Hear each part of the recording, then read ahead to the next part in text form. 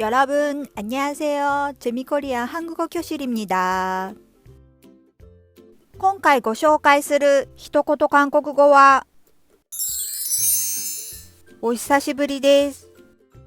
です。韓国語では、오래간만이에요と言います。久しい、오래、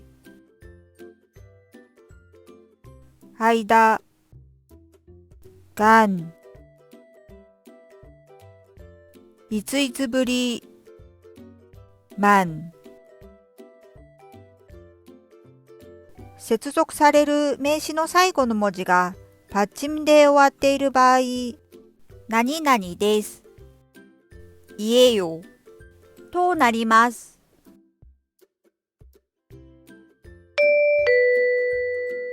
会話では、오래간만を省略した오랜만に置き換えて、短く오랜만이에요もよく使います。では皆さん、3回続けて言ってみましょう。오래간만이에요。오래간만이에요。오래간만이에요。最後は皆さんが先に言ってみましょう。오래간만이에요。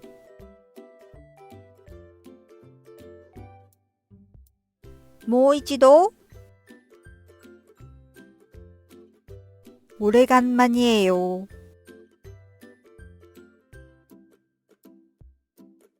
もう一度。오래간만이에요。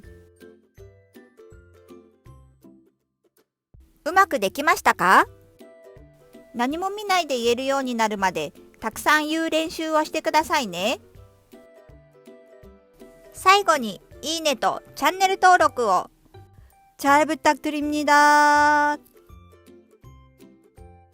재미코리안韓国語教室でした。